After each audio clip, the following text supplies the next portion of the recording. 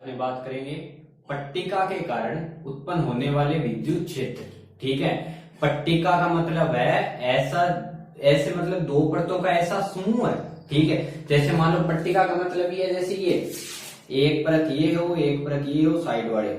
ठीक है, यानी उस पे जो आवेश है, यानी ये जो पट्टिका मतलब कोई अपनी लंबाई भी रखे, चौड़ाई भी रखे और मोटाई भी रखे। ठीक है, कल अपने बात की थी परत, परत में लंबाई होती है, चौड़ाई, लेकिन मोटाई नहीं होती। ठीक है, लेकिन अगर पट्टिका की बात करें तो पट्टिका का मतलब ये उसकी लंबाई भी हो, चौड़ाई भी हो और मोटाई भी, यानी इसकी तरह। ठीक है, लंबाई हो, चौड़ाई हो और क्या हो, मोटाई। ठीक है, उसको बोलेंगे अपने पट्टिका। तो आज अपनी बात करनी है किसी पट्टिका के कारण उत्पन्न होने वाली विद्युत क्षेत्र की, और ये पट्टिका है चालक।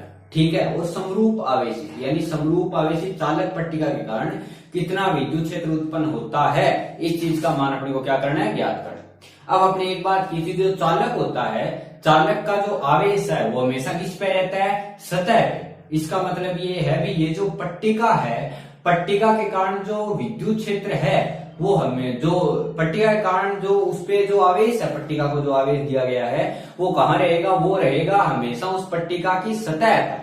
ठीक है, यानी अगर मैं पट्टिका को, ये पट्टिका है, अगर मैं इस पट्टिका को ऐसे रखूं बोर्ड पे, मैंने अगर इस पट्टिका को ऐसे रखा, तो ऐसे पट्टिका को रखा कि ये भाग अपने को कुछ ऐसा दिखाई देगा साइड से, यानी ये तो आएगी लंबाई और ये ऐसे इसकी चौड़ाई और ये क्या आगे उसकी मोटाई, यानी ये कुछ अपने को ऐसे दिखना चाहिए ये भाग।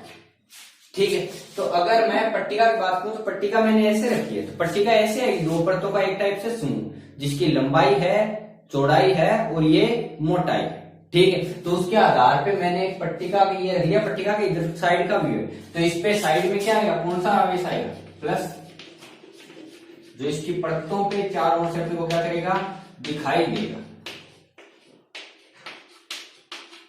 ठीक, और ये है समरूप आवेशित।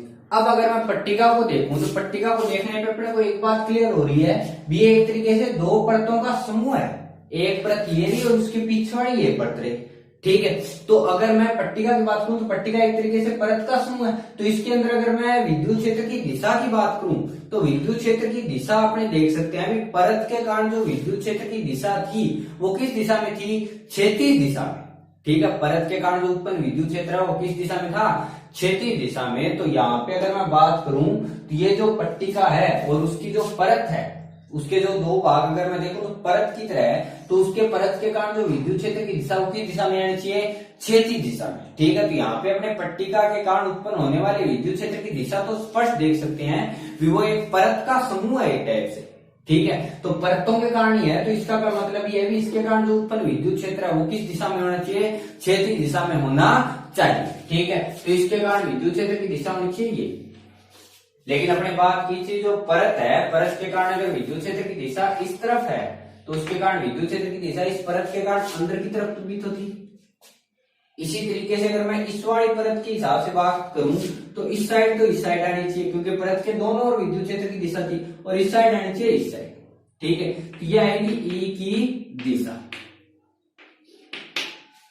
अब अगर मैं बात करूं विद्युत क्षेत्र के मान ज्ञात करने की, तो अपने एक बात क्लियर देख सकते हैं, भी बीच वाला जो हिस्सा है, बीच में कोई सा भी बिंदु हो, अगर यहाँ पे बिंदु है, कहीं पे भी बिंदु मानूं, तो बीच वाले बिंदु पर दोनों ई की दिशा, यानी इधर वाली परत और इधर वाली परत के कारण जो विद्युत क्षेत्र है उसकी दिशा एक दूसरे क्या है, विपरीत है। और अपने कल बात की थी, परत के कारण जो विद्युत क्षेत्र होता है वो आता है सिग्मा बटे 2 एप्सिलॉन नॉट, उसमें कहीं भी दूरी नहीं आती, यानी परत के कारण उत्पन्न होने वाला विद्युत क्षेत्र है वो दूरी पर निर्भर नहीं करता। तो अगर ये बिंदु कहीं भी स्थित हो, चाहे यहाँ स्थित हो चाहे यहाँ स्थित, कहीं भी स्थित हो, उसके ऊपर जो विद्युत क्षेत्र है वो दूरी पर निर्भर नहीं करेगा, यानी जितना विद्युत क्षेत्र इसके कारण आएगा उतना ही विद्युत क्षेत्र इसके कारण आना चाहिए, भले ही दोनों से दूरी क्या हो, अलग अलग। इसका मतलब ये है भी, अगर इस पट्टिका के अंदर कहीं पे भी कोई भी बिंदु स्थित हो, उस बिंदु पर जो दोनों विद्युत क्षेत्र है दोनों परतों के कारण उसका मान क्या होगा, समान होगा। ठीक है, यानी इसके कारण जो विद्युत क्षेत्र आएगा वही आना चाहिए इसके कारण। क्यों, क्योंकि परत के कारण उत्पन्न विद्युत क्षेत्र दूरी पर निर्भर नहीं करता, ये अपने कल बात की थी। तो अगर मैं इस बिंदु पे देखूं तो दोनों का विद्युत क्षेत्र क्या आएगा, समान। अब अगर विद्युत क्षेत्र समान है तो उन दोनों की दिशा भी एक दूसरे क्या है, विपरीत है। इसका मतलब यह है भी अगर आंतरिक बिंदु पे देखूं मैं पट्टिका के, कोई सा भी बिंदु हो, कितनी भी दूरी पे हो, आंतरिक बिंदु पर जो विद्युत क्षेत्र है उसका मान एक दूसरे के बराबर और दिशा क्या है, विपरीत है। तो अगर दो विद्युत क्षेत्र, दो सदिश राशियां जिनकी दिशा एक दूसरे के विपरीत हो और उनके मान क्या हो, बराबर हो, इसका मतलब यह है कि उनका परिणामी कितना प्राप्त होगा, 0, क्योंकि ई इस साइड और ई इस साइड, तो दोनों की दिशा विपरीत है तो कट के क्या हो जाएंगे, निरस्त। इसलिए ये लिख सकता हूं कि पट्टिका का जो आंतरिक बिंदु है, आंतरिक बिंदु, उस पर परिणामी विद्युत क्षेत्र का मान कितना होना चाहिए, 0 होना चाहिए। ठीक है, क्यों, क्योंकि आंतरिक बिंदु पर अगर दोनों परतों के अनुसार देखूं तो दोनों विद्युत क्षेत्रों की दिशा एक दूसरे क्या है, विपरीत है, जिसके कारण वो एक दूसरे को क्या कर सकते हैं, निरस्त कर सकते हैं। इसलिए आंतरिक बिंदु पर विद्युत क्षेत्र का मान कितना आएगा, 0। ठीक है, अब अपने पास ई की दिशा आ गई और ये भी पता चल गया भी इस पट्टिका के अंदर जो आंतरिक बिंदु है उस बिंदु पर विद्युत क्षेत्र का मान कितना है, 0। अब अपने को मैंने मान लिया कि मुझे इस बिंदु पर, जो बिंदु P है, इस बिंदु पर मुझे विद्युत क्षेत्र की तीव्रता का मान ज्ञात करना है, वो भी गाउस के अनुसार।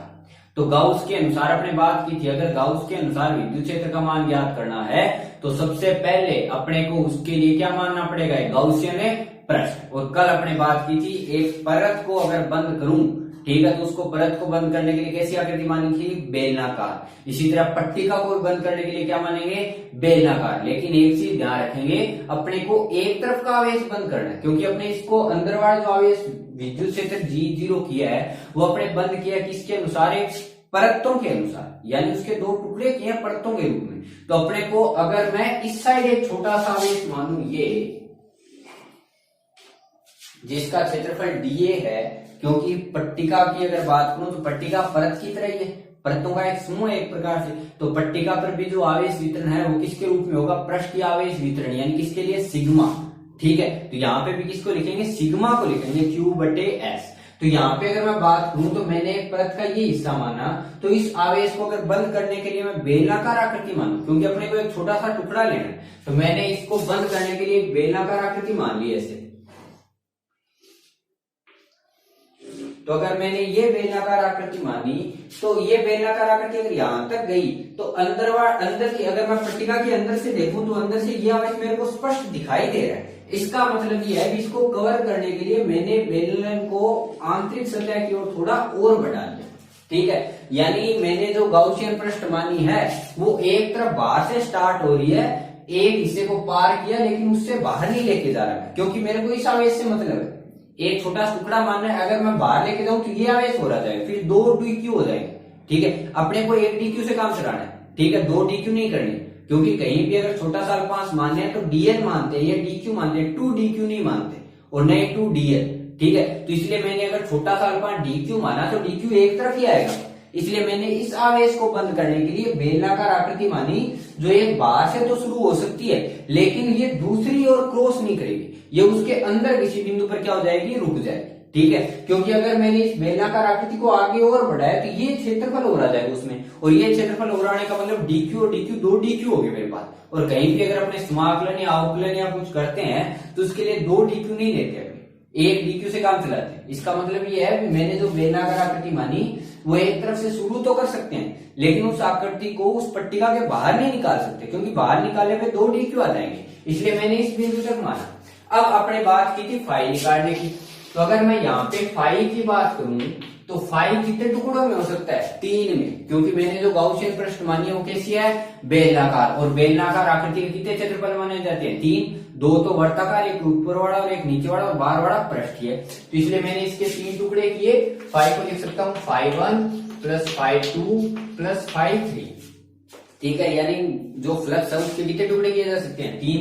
फाई को क्या लिख सकते हैं, E.S1 + E.S2 + E.S3। और अगर मैं इसको ओपन करूं तो इसको क्या लिखा जा सकता है, ES1 cos θ1 + ES2 cos θ2 + ES3 cos θ3, यानी इसको 3 अलग अलग कोणों के भागों में अपने क्या कर सकते हैं, तोड़ सकते हैं। अब अगर मैं θ1 θ2 θ3 की बात करूं तो उसके लिए मुझे 3 क्षेत्रफल चाहिए। मैंने ये क्षेत्रफल माना S1, ये माना S2 और अंदर वाला बेलनाकार आकृति उसका क्या माना S3। S3 देखो तो S3 होना चाहिए इस तरफ, क्योंकि बेलनाकार आकृति इसकी तरफ बाहर और तल के बिल्कुल लंबवत। S1 होना चाहिए बाहर की तरफ, क्योंकि ऐसी आकृति तो उसके लंबवत से S2 होना चाहिए किस साइड है ऊपर है। अगर S1 के साइड देखो तो S1 के ई और की दिशा क्या है समान, यानी S1 के साथ कोण कितने डिग्री 0, तो इसको लिख सकता हूँ ES1 cos 0। ES2 के साथ देखो तो इसको लिख सकता हूँ ES2 cos, S2 ऊपर की साइड E इस साइड, यानी कितने डिग्री 90, तो cos 90 प्लस अगर मैं ES3 वाले में बात करूं तो कोण तो 180 या 0 जितना भी है, लेकिन इस S3 की बात करूं तो S3 उस पट्टिका के अंदर है और पट्टिका के अंदर E का मान कितना है 0, तो ये पूरी टर्म क्या होगी 0, क्योंकि इस S3 के अंदर E का वैल्यू कितना है 0, तो यहाँ पे E का वैल्यू 0 रखा, क्यों रखा क्योंकि E का वैल्यू कितना है 0, इसलिए ये लास्ट वाली जो टर्म है वो कितनी होगी 0। अपने को एंगल से मतलब नहीं है यहाँ पे, तो ये कितना आया ES1 cos 01 प्लस में cos 90 0 प्लस ये भी 0, तो फाई अपने अकॉर्डिंग बच गया ES1। ठीक, तो अगर मेरे पास फाई बच गया ES1, तो उसके आधार पर अगर मैं बात करूं गाउस के अकॉर्डिंग, तो गाउस के अकॉर्डिंग फाई होना चाहिए Q बटे एप्सिलॉन नॉट। ठीक है, तो अपने पास फाई क्या आया ES1 बराबर Q बटे एप्सिलॉन नॉट, तो E का वैल्यू कितना आएगा Q बटे एप्सिलॉन नॉट बटे S1, तो इसको ये लिख सकते हैं अपने 1 बटे एप्सिलॉन नॉट Q बटे S1। तो अगर Q बटे S1 देखूं तो आवेश बटे क्या है क्षेत्रफल, और आवेश बटे क्षेत्रफल का मतलब क्या लिख सकते हैं सिग्मा, तो इनको लिखा जा सकता है सिग्मा बटे एप्सिलॉन नॉट। तो अगर पट्टिका के कारण भी बात करूं तो पट्टिका के कारण भी जो परिणामी विद्युत क्षेत्र है वो दूरी पर निर्भर है नहीं करता, और इसका वैल्यू कितना आता है सिग्मा बटे 2 एप्सिलॉन नॉट। अगर अपने बात करें परत के कारण, तो परत के कारण कितना आता है सिग्मा बटे 2 एप्सिलॉन नॉट। ठीक है, इसलिए अपने अगर पट्टिका की बात करें तो पट्टिका की अगर दिशा देखो तो दिशा आएगी क्षैतिज में, क्यों क्योंकि वो एक परतों का एक टाइप से समूह है। ठीक है, और पट्टिका के कारण अगर देखूं तो पट्टिका के अंदर अगर कोई भी बिंदु हो तो आंतरिक बिंदु पर इधर वाली परत और इधर वाली परत के कारण जो विद्युत क्षेत्र है उसकी दिशा एक दूसरे क्या आ रही है विपरीत। अब ये अंदर वाला बिंदु चाहे कहीं भी स्थित हो, इसके ऊपर परिणामी का मान कितना होना पड़ेगा 0, क्यों क्योंकि आंतरिक बिंदु पर दोनों एक ही दिशा विपरीत आ रही है और मान आएंगे समान। क्यों समान आएंगे, क्योंकि किसी भी परत के कारण जो उत्पन्न विद्युत क्षेत्र है वो कभी भी दूरी पर निर्भर नहीं करता। ठीक है, इसलिए अपने E के लिए परिणामी निकाला और अंदर बिंदु पर कितना आया 0, तो मैंने एक बेलनाकार आकृति मानी गाउसियन पृष्ठ। ये बेलनाकार आकृति इस पृष्ठ पट्टिका के मैं पार नहीं निकाल सकता, क्योंकि अगर मैंने पार निकाला तो ये DQ और ये DQ दोनों DQ आ जाएंगे, यानी आवेश का मान क्या हो जाएगा एक टाइप से दुगुना। ठीक है, 2DQ हो जाएगा। तो अपने समाकलन वगैरह करने के लिए DQ लेते हैं, तो मैंने एक अल्पांश माना DQ, क्योंकि अल्पांश अपने DQ मानते हैं न कि 2DQ। तो यहाँ पे मैंने एक अल्पांश माना DQ, इसलिए मैंने बेलनाकार जो आकृति बनाई है गाउसियन पृष्ठ वो बेलनाकार आकृति स्टार्ट तो होती है लेकिन उससे बाहर नहीं निकलती, तो यहां तक लेके जाएंगे। उसके बाद अगर मैं बेलनाकार आकृति देखूं तो बेलनाकार आकृति के 3 क्षेत्रफल हो सकते हैं, ऊपर वाला वर्तीय, नीचे वाला वर्तीय और पृष्ठीय। तो मैंने फाई को 3 टुकड़ों में तोड़ा, फाई 1 प्लस फाई 2 प्लस है फाई 3, तो इसको लिख सकते हैं E dot S1, E dot S2 और E डॉट S3, और इसके लिए कोस। तो अगर मैं पहले S1 देखूं तो S1 की दिशा ये, क्योंकि पृष्ठ के बिल्कुल लंबवत और किधर आएगी बाहर की ओर, तो कोस 0, S2 के अंदर 90, लेकिन जो तीसरा S3 है S3 कोस थीटा 3 अलग बात है, लेकिन उसके अंदर E का वैल्यू कितना ही है 0, इसलिए मैंने E का वैल्यू 0 रख दिया, और ये 0 रखती टोटल टर्म कितनी होगी 0, इसलिए मैं रख सकता हूँ 0। तो अपने पास बच गया सिर्फ ES1, तो ES1 बचा। और गाउस ये बात कहता है फाई है वो किसके बराबर होना चाहिए Q बटे एप्सिलॉन नॉट के, तो मैंने फाई को लिखा Q बटे एप्सिलॉन नॉट, तो ES1 आएगा Q बटे एप्सिलॉन नॉट, E का वैल्यू Q बटे एप्सिलॉन नॉट S1। तो यहाँ पे अगर Q बटे S1 देखूं तो आवेश बटे क्षेत्रफल जो किसको बता रहा है सिग्मा को, इसलिए मैंने लिखा सिग्मा बटे एप्सिलॉन नॉट। इसलिए अपने को एक चीज ध्यान रखनी है, परत और पट्टिका दोनों के कारण जो उत्पन्न विद्युत क्षेत्र है वो उस बिंदु के से दूरी पर निर्भर नहीं करता। बात करेंगे किसी समरूप आवेशित चालक गोले के कारण उत्पन्न विद्युत क्षेत्र। ठीक है, यानी कोई चालक गोला है जो समरूप आवेशित है, समरूप आवेशित मतलब जिसपे आवेश है वो समान रूप से बढ़ है। ठीक है, और वस्तु कैसी है चालक है। ठीक है, यानी चालक है और समरूप आवेशित है, उसके कारण विद्युत क्षेत्र कितना आता है। अब अपने को एक चीज पता है भी, अगर किसी चालक वस्तु को कोई आवेश दिया जाए तो वह आवेश सदैव हमेशा उसकी किस पे बढ़ता है क्षेत्रफल में, यानी उसकी सतह पर वितरित होता है। ठीक है, तो अपने को एक चीज ध्यान रखनी है, अगर मैं बात करूं चालक गोले की, तो चालक गोले के लिए निर्धारण होगा पृष्ठीय आवेश घनत्व का, ठीक है, न कि आयतन आवेश घनत्व का। ठीक है, क्योंकि आयतन आवेश घनत्व के अंदर बात की थी, आयतन आवेश वितरण जो है वो होता है हमेशा कुचालक वस्तुओं में। चालक वस्तुओं में हमेशा कौन सा होता है, पृष्ठीय, क्योंकि उस पर दिया गया आवेश हमेशा किस ओर विस्थापित होता है, उसकी सतह। ठीक है, तो यहाँ पे अगर अपने बात करें किसी चालक गोले के लिए, तो चालक गोले का मतलब ये है कि उस पे दिया गया आवेश कहाँ पे रहेगा, उसकी सतह पर रहेगा। ठीक है, इसलिए आज अपने बात करेंगे चालक गोला। तो अगर मैं बात करूं चालक गोले की, तो चालक गोले पे अपने एक चीज बोल सकते हैं कि चालक गोले पर जो आवेश है वो पृष्ठ पर समान रूप से वितरित होगा, इसलिए उसके लिए निर्धारण किया जाएगा पृष्ठीय आवेश से घनत्व का, यानी सिग्मा का। अब अपने को एक चीज ये भी ध्यान रखनी है, अपने जो फाइल लिखते हैं, फाइल के अंदर अपने लिखा E.S, तो वो जो S है, जो E के साथ अपने डॉट में लिख रहे हैं E.S, ये जो S है वो हमेशा क्षेत्रफल होता है मानी गई गाउसियन पृष्ठ का। क्योंकि अपने जब S लिखा तो जैसे अपने पास परत थी, तो उस परत के लिए अपनी आकृति कैसी मानी, बेलनाकार। तो अपने जो S लिखा था वो किसका लिखा था, बेलन का। बेलन के 3 टुकड़े किए थे। ठीक है, यानी E.S के अंदर जो S आएगा वो आता है हमेशा ही मानी गई गाउसियन पृष्ठ का। ठीक है, जैसे अपने तार के लिए बात की थी, तो तार के लिए जो गाउसियन पृष्ठ माना था वो बेलनाकार था, उसके अंदर जो E.S लिखा हुआ है किसके अकॉर्डिंग था, बेलन के अकॉर्डिंग। ठीक है, यानी जो फाइल लिखा जाएगा E.S, वो S हमेशा आता है किसका, गाउसियन है पृष्ठ का। तो पहली चीज तो ये भी, यहाँ पे जो सिग्मा है, ठीक है, यहाँ पे जो आवेश है वो किसके रूप में वितरित होगा, पृष्ठीय आवेश घनत्व, यानी किसके रूप में, सिग्मा के रूप में। तो अगर अपने किसी चालक गोले की बात करें, तो चालक गोला जैसे ये है, ठीक है, तो ये चालक गोला है, तो इस पे दिया गया आवेश किसके रूप में वितरित होगा, उसकी पृष्ठ के रूप में। तो मैंने इसको प्लस आवेश दिया, तो किसके रूप में वितरित हो गया, पृष्ठ। तो अगर इस आवेश को देखूं, तो अगर मैं यहाँ पे विद्युत क्षेत्र की दिशा का निर्धारण करूं, तो विद्युत क्षेत्र अपने साफ साफ देख सकते हैं कि ये एक गोला है, तो उसका जो विद्युत क्षेत्र है, विद्युत क्षेत्र की रेखा की अपने बात की थी, तो विद्युत क्षेत्र रेखा हमेशा तल के बिल्कुल लंबवत, और अगर धनावेश है तो उससे किधर है, बाहर की ओर। तो ये धनावेश है, तो धनावेश ये है, तो इससे विद्युत क्षेत्र किस साइड आएगा, बाहर की ओर, इससे ऊपर की साइड, इससे इस साइड, इससे इस साइड, क्योंकि तल के बिल्कुल लंबवत और हमेशा किस ओर है, बाहर की ओर, तो 4 ओर आना चाहिए। अब अगर मेरे को किसी भी बिंदु पर विद्युत क्षेत्र ज्ञात करना है, तो किसी गोले के लिए उस बिंदु की स्थितियां 3 हो सकती है। एक हो सकता है जब वो बिंदु उस गोले से किधर हो, बाहर हो। एक हो सकता है जब वह बिंदु उस गोले के किधर हो, सतह पर, और तीसरा हो सकता है जब वह बिंदु उस गोले के किधर हो, अंदर स्थित।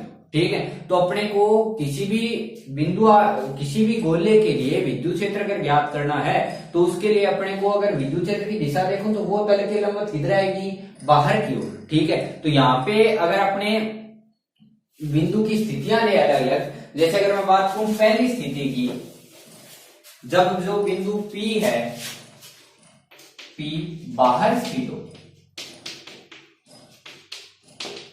बिंदु P बाहर स्थित होने का मतलब ये है, B जो गाउसियन पृष्ठ माना है, ठीक है, वो उस गोले से किधर है, बाहर। तो मैंने ये आवेशित माना गोला, जिस पर आवेश क्या था, प्लस, और इसको किसके रूप में बांटना है, सिग्मा के रूप में। तो मैंने लिखा इस पे आवेश क्या है, Q है। अब अपने को इस बिंदु पर विद्युत क्षेत्र ज्ञात करें, तो इस बिंदु पे विद्युत क्षेत्र देखूं, तो पहले काम तो ये उसकी दिशा देखो। तो अपने बात की थी कि विद्युत क्षेत्र है वो तल के हमेशा लंबवत, ठीक है, और सतह से किधर आएगा, बाहर की ओर, क्योंकि प्लस का है, तो उसके कारण विद्युत क्षेत्र की दिशा तो आ गई है। ठीक है, इसी के आधार पर अब अपने को अगर गाउस का नियम लगाना है, तो उसके लिए सबसे पहला काम क्या मानिए, गाउसियन पृष्ठ। और गाउसियन पृष्ठ कैसे मानेंगे, गाउसियन पृष्ठ अपने बात की थी भी उसको चारों ओर से क्या कर सके, घेर सके। तो एक गोले को, ठीक है, अगर बिंदु P बाहर है, तो वो बिंदु P होना चाहिए उसकी सतह पे, और उस बिंदु के ऊपर क्या आना चाहिए, गाउसियन पृष्ठ। तो किसी गोले को किसके द्वारा कवर किया जा सकता है, किसी दूसरे गोले के द्वारा। ठीक है, यानी एक छोटे गोले के अगर ऊपर दूसरा गोला रख दिया जाए, तो उस गोले के कारण वह गोला पूरी तरह से क्या हो जाएगा, ढक जाएगा। इसलिए मैंने गाउसियन पृष्ठ क्या मान ली है कि बाह्य गोला मान लिया। इस गोले की त्रिज्या तो है आवेश वाले की कैपिटल R, और बाहर वाले की त्रिज्या क्या है, स्मॉल r। तो अगर बिंदु P बाहर है, तो ये बात कर सकते हैं कि जो स्मॉल आर है वो बड़ा है किससे, कैपिटल आर से, ठीक है, अगर बिंदु बाह्य है तो अब अगर बात करें विद्युत क्षेत्र की, फ्लक्स की, तो फ्लक्स लिखते हैं ई डॉट एस। अगर ई डॉट एस लिखूं तो इसको लिख सकता हूं ई एस कोस थीटा। अगर मैं बात करूं एस की, तो एस हमेशा होता है पृष्ठ के लंबवत, और किधर है, बाहर की ओर। तो जिस बिंदु पे विद्युत क्षेत्र निकालना, अगर मैं उस बिंदु की बात करूं तो उस बिंदु पर ये रहा पृष्ठ और उसके क्षेत्रफल सदिश आना चाहिए बाहर की ओर, क्योंकि ये जो गोला है वो ऐसा है। अगर ऐसा गोला है तो उसके तल के लंबवत बाहर की ओर ये होना चाहिए। तो अगर ई और एस की मैं दिशा देखूं तो ई और एस की दिशा समान है, इसका मतलब कोण कितने डिग्री, 0। तो फाई को लिखा जा सकता है ई एस कोस 0, और कोस 0 का वैल्यू कितना, 1। तो ये है ई गुणा एस। तो अगर मैं ई गुणा एस लिखूं तो फाई को ई गुणा एस, एस क्या है, एस होता है हमेशा मानिए कि गाउसियन पृष्ठ का क्षेत्रफल। तो मानिए कि गाउसियन पृष्ठ देखो तो मानिए कि गाउसियन पृष्ठ क्या है, गोला है, और गोले का पृष्ठ क्षेत्रफल कितना होता है, 4 पाई आर का स्क्वायर, यानी इसको लिख सकते हैं ई गुणा 4 पाई आर का स्क्वायर। ये आर आना चाहिए कैपिटल, स्मॉल, क्योंकि ये जो क्षेत्रफल आता है वो किसका आता है, गाउसियन पृष्ठ का, और गाउसियन पृष्ठ मैंने गाउसियन पृष्ठ की त्रिज्या कितनी है, स्मॉल आर, फाई है। लेकिन गाउस ये बात कहता है जो फाई है वो बराबर होना चाहिए इसके क्यू बटे एप्सिलॉन नॉट के। तो फाई किसके लिख दो, ई गुणा 4 पाई आर का स्क्वायर बराबर क्यू बटे एप्सिलॉन नॉट। तो इसको ये लिखा जा सकता है क्यू बटे 4 पाई आर स्क्वायर एप्सिलॉन नॉट। तो इसको ये लिख सकते हैं क्यू, इसको ये लिख सकते हैं 1/4 पाई एप्सिलॉन नॉट गुणा क्यू बटे आर का स्क्वायर, ठीक है। तो 1/4 पाई एप्सिलॉन नॉट को क्या लिख सकते हैं, के। तो ई का वैल्यू आ गया के क्यू बटे आर का स्क्वायर। यानी अगर मैं बात करूं बाह्य बिंदु के लिए, तो अगर बिंदु गोले से बाहर स्थित है तो उसके लिए जो विद्युत क्षेत्र की तीव्रता का मान आता है वो आता है के क्यू बटे आर का स्क्वायर, और यही मान अपने को आया था एक बिंदु आवेश के लिए, ठीक है। बिंदु आवेश अगर देखें तो बिंदु आवेश के लिए भी मान कितना था, के क्यू बटे आर का स्क्वायर। इसका मतलब अपने ये बोल सकते हैं भी अगर जो बिंदु है, ठीक है, अगर वह बिंदु किसी गोले से किधर स्थित हो, बाहर स्थित हो, अगर बिंदु गोले से किधर स्थित हो, बाहर स्थित हो, तो यदि बिंदु गोले से बाहर स्थित है तो उस स्थिति के अंदर जो गोला है वह किसकी भांति व्यवहार कर रहा है, एक बिंदु आवेश की भांति व्यवहार कर रहा है, क्योंकि उसका मान आ रहा है के क्यू बटे आर का स्क्वायर, ठीक है। तो यहाँ पे अगर अपने बात करें ई बराबर के क्यू बटे आर स्क्वायर की, तो उसको लिख सकते हैं बाह्य बिंदु के लिए ये जो गोला है वह किसकी भांति व्यवहार कर सकता है, एक बिंदु आवेश की भांति व्यवहार कर सकता है। ये तो आया ई आउट का, यानी बाह्य बिंदु। दूसरी स्थिति ये हो सकती है जब जो बिंदु P है वो कहां पर हो, सतह पर। अगर बिंदु P सतह पर है तो बिंदु P सतह पर होने का मतलब ये है कि ये जो कैपिटल आर है वो बराबर होना चाहिए इसके स्मॉल आर के, क्योंकि ये जो बिंदु है वो यहाँ पे होना चाहिए। तो अगर मैं बिंदु सतह की बात करूं तो स्मॉल आर किसके बराबर, कैपिटल आर। तो ई सतह का कितना आना चाहिए, के क्यू, कैपिटल आर की स्मॉल आर की जगह क्या आ सकता है, कैपिटल आर। तो ये आएगा के क्यू बटे आर का स्क्वायर, ठीक है। अब अगर अपने बात करें आंतरिक बिंदु P अंदर स्थित हो, अगर P अंदर स्थित है तो P अंदर स्थित होने का मतलब ये है कि ये जो गाउसियन पृष्ठ जो आवेश है, जिसका आवेश Q मान रहे हैं अपने, और जिसकी त्रिज्या क्या है, कैपिटल आर। तो मैंने जो बिंदु P माना है वो किधर होना चाहिए, उसके अंदर। तो मैंने बिंदु P यहां मान लिया, तो अब गाउसियन पृष्ठ ये होनी चाहिए। तो बिंदु P जो है वो गाउसियन पृष्ठ की कहां पे आना चाहिए, सतह पे। तो इस स्थिति के अंदर देखूं तो इसकी त्रिज्या कितनी है, स्मॉल आर। तो अगर मैं आंतरिक बिंदु की बात करूं तो स्मॉल आर छोटा है किससे, कैपिटल आर से, क्योंकि अंदर की स्थिति आ रहा है। तो यहाँ पे अगर फाई लिखूं तो फाई बराबर क्या लिख सकता हूँ, ई डॉट एस। तो इसको लिख सकते हैं फाई बराबर ई एस कोस थीटा, और थीटा भी अपने बात की कितने डिग्री आता है, 0। तो यहाँ पे लिख सकता हूँ फाई बराबर ई एस कोस 0 का वैल्यू कितना, 1, ठीक है। लेकिन अगर इसको ऐसे नहीं करें तो मैं एक चीज ये लिख सकता हूँ फाई बराबर आना चाहिए ई डॉट एस, ठीक है। तो यहाँ पे फाई बराबर लिख सकते हैं ई एस कोस थीटा।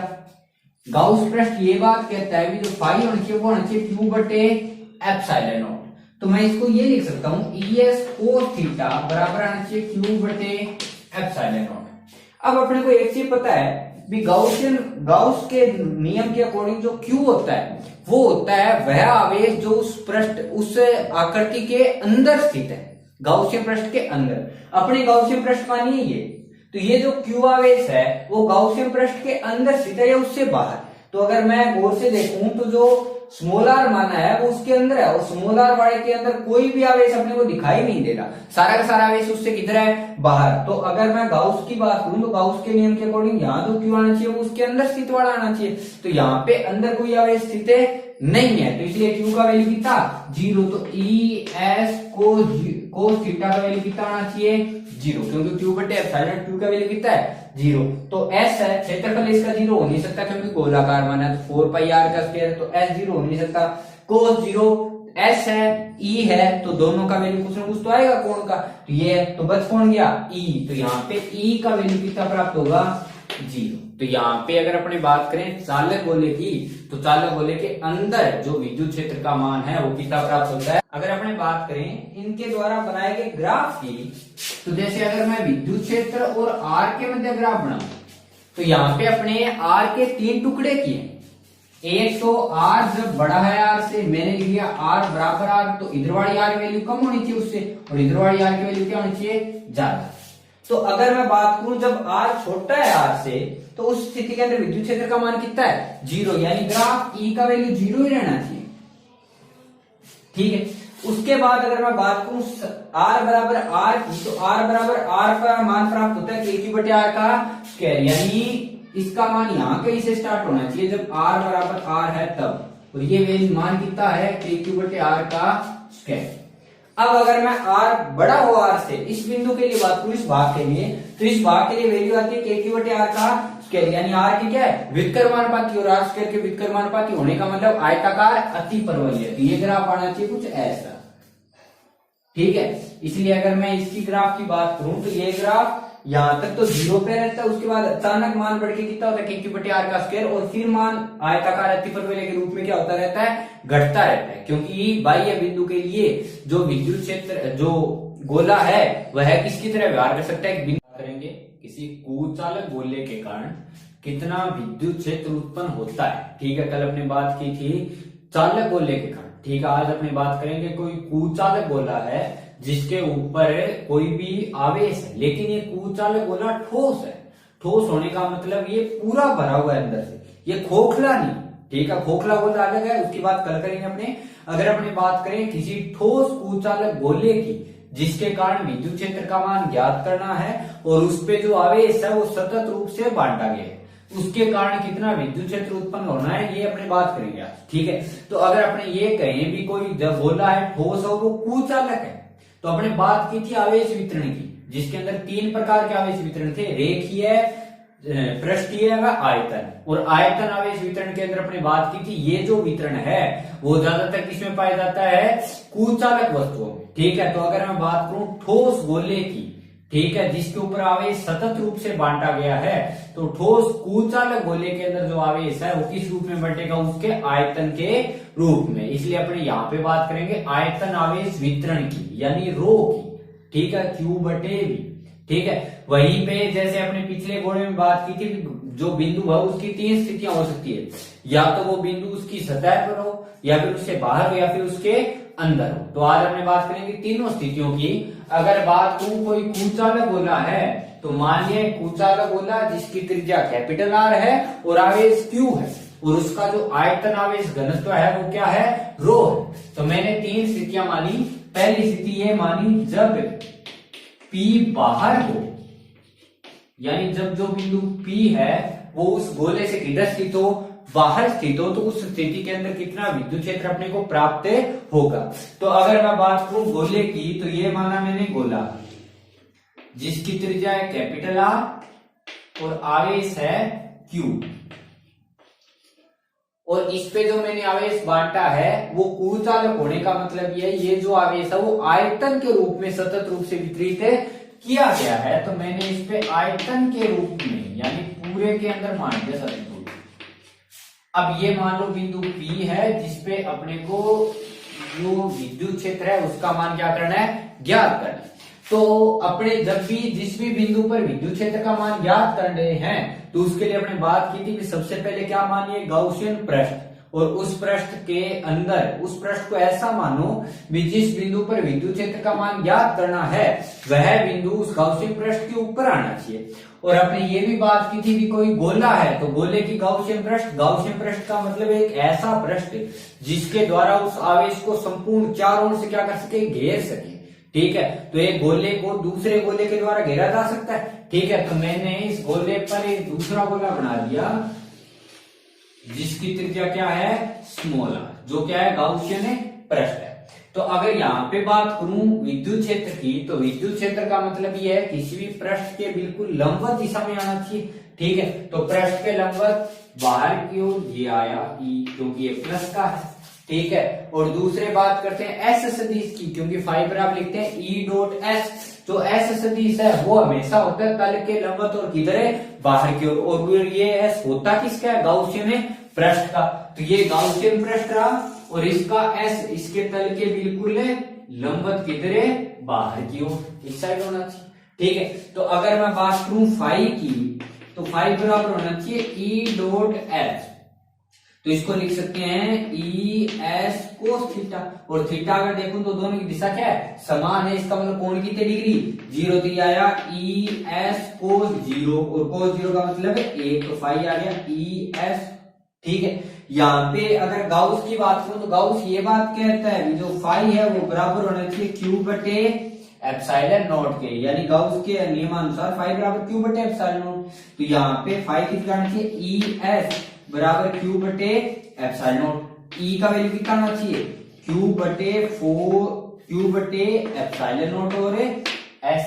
अब अपने को ये पता है कि जो एस है वो उसका क्षेत्रफल सदिश है, और क्षेत्रफल कितना आता है, क्यू अगर बात करूं तो ये ऊपर वाला जो क्यू है वो ही आवेश तो होता है जो उसके अंदर चारों ओर से पूरी तरह से क्या हो, बंद हो।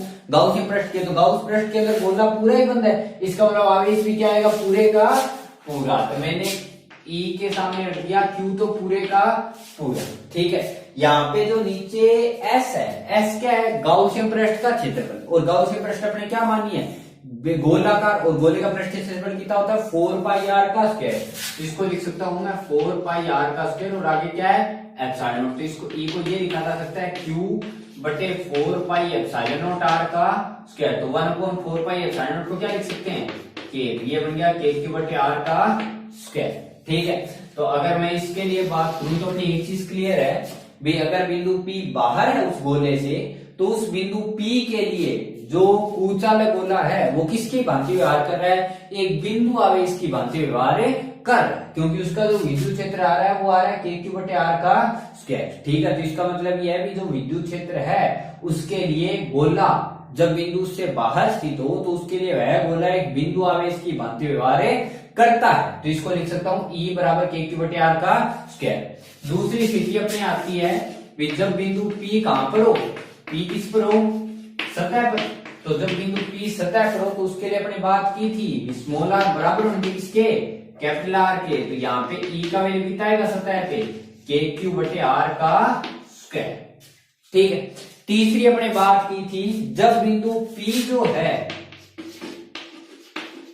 जब P अंदर स्थित हो, अंदर स्थित हो, यानी जो स्मॉल r है वो छोटा हो किससे, कैपिटल R। यहां पे अगर मैं बात करूं तो ये मैंने मान लिया गोला है जिसकी त्रिज्या है कैपिटल R और आवेश उस पे समान रूप से वितरित है।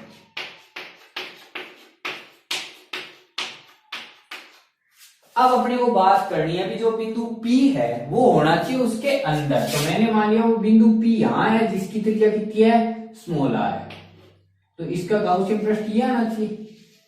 ठीक है, तो यहां पे अगर मैं देखूं तो फाई बराबर लिख सकता हूं E डॉट एस। ठीक है, तो E डॉट एस को क्या लिख सकते हैं, ई एस कोस थीटा। अब अगर गाउसियन पृष्ठ के अंदर वाले आवेश की बात करूं तो अंदर वाला आवेश किसका है, प्लस का। तो प्लस का होने का मतलब उसका जो विद्युत क्षेत्र वो किस साइड आएगा, बाहर की साइड आना चाहिए, तल के बिल्कुल लंबवत। और उसी बिंदु पे अगर मैं एस देखूं तो एस भी क्या आता है, तल के बिल्कुल लंबवत और किधर है, बाहर की ओर, तो इसके तल के लंबवत बाहर की ओर एस ये आना चाहिए। तो दोनों की दिशा क्या है, समान है, तो दोनों की दिशा समान होने का मतलब ई एस कोस 0, कोस 0 का मतलब 1, तो फाई बराबर बच गया ई एस। ये जो एस है किसका है, गाउसियन पृष्ठ का, तो इसको लिख सकता हूं फाई बराबर ई एस की जगह आ सकता है 4 पाई आर का स्क्वायर, क्योंकि गाउसियन पृष्ठ गोला है जिसकी त्रिज्या कितनी है, स्मॉल आर। अब गाउस ये बात कहता है कि जो फाई है वो होना चाहिए क्यू बटे एप्सिलॉन नॉट, लेकिन या इस स्थिति के अंदर अगर मैं देखूं तो क्यू वही तो होता है जो उस गाउसियन पृष्ठ के अंदर है, तो यहाँ पे गाउसियन पृष्ठ ये है, तो अगर इस गाउसियन पृष्ठ को देखूं तो इससे बाहर भी तो थोड़ा बहुत आवेश बच गया। इसका मतलब ये है भी ये जो गाउसियन पृष्ठ जो मैंने मानी है उसके अंदर उस गोले का संपूर्ण आवेश तो नहीं आ रहा, उस गोले का कुछ आवेश ऐसा है जो इस गाउसियन पृष्ठ से किधर है, बाहर है, तो वो जो आवेश है वो संपूर्ण नहीं आ रहा। इसका मतलब यहाँ जो क्यू इनक्लोज्ड आएगा वो पूरे का पूरा आवेश नहीं आएगा, उसका कुछ हिस्सा आएगा, इसलिए मैंने यहाँ पे क्या लिखा, क्यू डैश। ठीक है, क्यों लिखा क्यू डैश, क्योंकि जो गाउसियन पृष्ठ है, गाउसियन पृष्ठ के अंदर उपस्थित जितना आवेश होता है वो आना चाहिए यहाँ पे, तो यहाँ पे अगर क्यू तो रखूं तो क्यू तो पूरे का आवेश था, तो पूरा आवेश तो इस अंदर वाले गोले के अंदर आ नहीं रहा। इसका मतलब ये है कि यहाँ पे इसके अंदर जो आवेश है वो बाहर वाले से अलग है और उससे थोड़ा कम है, क्योंकि कुछ आवेश उससे किधर रह रहा है, बाहर रह रहा है। इसका मतलब यहाँ पे क्या आएगा, क्यू डैश। क्यू डैश अपने मान निकाल लेंगे, तो यहाँ पे फाई को लिख सकता हूँ ई 4 पाई आर का स्क्वायर बराबर क्यू डैश बटे एप्सिलॉन नॉट, तो इसको ये लिख सकते हैं E बराबर क्यू डैश बटे 4 पाई एप्सिलॉन नॉट आर का स्क्वायर, और 1/4 pi epsilon naught R square को क्या लिख सकते हैं, के, तो ये बन गया अपने पास से E बराबर के क्यू डैश बटे आर का स्क्वायर। ठीक है, अब अपने को वैल्यू किसकी चाहिए, क्यू डैश की, तो इसको समीकरण नंबर मान रहा हूं ए, तो अपने को वैल्यू निकालनी है क्यू डैश की। अब क्यू डैश का मतलब आवेश है, लेकिन अपने को ये पता है कि अगर गोला कुचालक है तो कुचालक गोले के अंदर जो आवेश है वो किसके रूप में बांटा गया है, आयतन के रूप में। तो अगर मैं ये लिखूं 4/3 पाई कैपिटल आर का क्यूब, 4/3 पाई कैपिटल आर का क्यूब, ठीक है, आयतन में, या फिर ये लिखूं गोले का आयतन आवेश घनत्व है,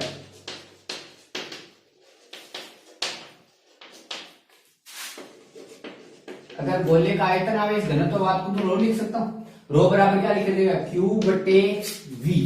तो अगर मैंने ऊपर आवेश क्यू रखा है, क्यू का मतलब पूरा आवेश आ गया, तो नीचे आयतन भी पूरा, तो इसको लिख सकते हैं क्यू बटे पूरे आयतन का मतलब 4/3 पाई कैपिटल आर की घात की 3, क्योंकि गोले का आयतन इतना ही तो होता है 4/3 पाई कैपिटल आर की घात 3।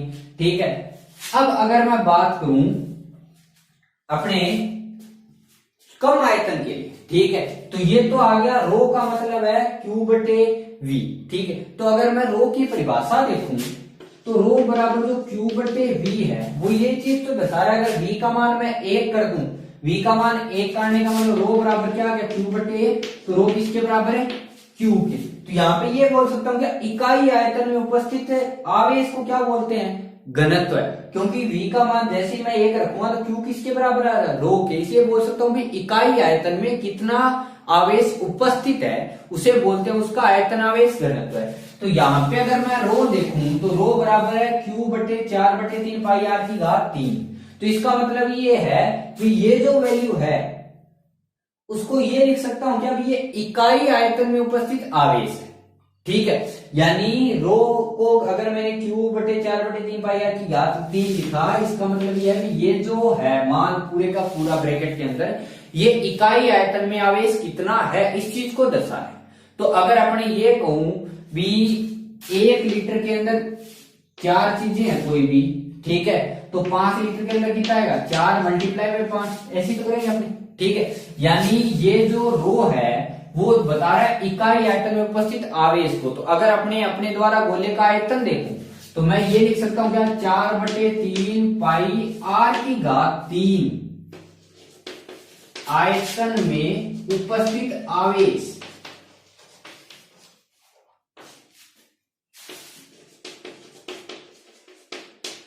कैसे करेंगे? अपने पास इतना आयतन है, इकाई आयतन में वैल्यू कितनी है? रो। अपने पास आयतन इकाई आयतन में अगर रो है तो इतने आयतन में कितना आएगा? रो गुणा 4/3 पाई आर की घात 3। तो रो का वैल्यू कितना है अपने पास? रो का वैल्यू है Q/4/3 पाई कैपिटल आर की घात 3 और गुणा में 4/3 पाई स्मॉल आर की घात 3। 4/3 पाई से 4/3 पाई कट गया तो ये बच गया QR³/r। तो अपने ये जो इतने आयतन में अगर उपस्थित आवेश की बात करूं तो इतना आयतन मतलब है 4/3 पाई आर की घात 3 का मतलब ये है, ये छोटे वाले गोले का है और छोटे वाले गोले के अंदर आवेश कितना माना था अपने? Q डैश, यानी ये जो वैल्यू है वो किसकी है? Q डैश की। तो यहां से पता चल गया Q डैश का वैल्यू है QR³/R की घात कितनी? 3। तो अपने Q डैश का वैल्यू रख दो। तो अतः अगर E की बात करूं तो E आ गया K, Q डैश कितना आएगा? QR की घात 3/R की घात कितनी? 3 और बटे में R का स्क्वायर, R स्क्वायर से R की पावर कट गया। तो ठीक है, तो अपने पास जो वैल्यू बचा वो बच गया E बराबर KQR/R की घात कितनी? 3। ठीक, यहां पे अगर अपने बात करें ग्राफ की, ठीक है, तो अपने को बाह्य बिंदु आंतरिक बिंदु जो भी है उनके लिए अगर मैं बात करूं ग्राफ की, तो ग्राफ को अपने इस टाइप से देख सकते हैं। इस साइड मैंने दिखाया R, इस साइड दिखाया E, और उसी तरह जो R के अपने टुकड़े किए थे 3, एक तो R बराबर R, एक R छोटा हो R से और एक R बड़ा हो किससे? R से। तो अगर मैं R लेस देन R, छोटे वाले R की बात करूं तो छोटे वाले R के अंदर E का वैल्यू आ रहा है KQR/R की घात 3। तो जो KQ स्मॉल r है वो स्मॉल r E के सामने आ रहा है। E के सामने आने का मतलब दोनों के एक दूसरे के समानुपाती, और समानुपाती होने का मतलब ग्राफ किस आता है? सीधी रेखा, यानी R बराबर R तक तो आएगी सीधी रेखा, क्योंकि इसके अंदर जो R है वो समानुपाती है किसके? E के। ठीक है, उसके बाद अगर सतह वाले पे बात करूं तो सतह वाले पे वैल्यू आता है KQ/R का स्क्वायर। तो इस बिंदु पे वैल्यू प्राप्त हो गया अपने को KQ/R का स्क्वायर। अगर R ग्रेटर देन R की बात करूं तो बाह्य बिंदु, और बाह्य बिंदु के लिए R क्या है? उसके व्युत्क्रमानुपाती। तो व्युत्क्रमानुपाती के लिए आयताकार है, अतिपरवलय है। तो इसका ग्राफ कुछ ऐसा प्राप्त होता है, पहले सीधी रेखा क्योंकि E समानुपाती है किसके? R के, और बाद में 1/R स्क्वायर, इसलिए क्या आता है? आयताकार अतिपरवलय।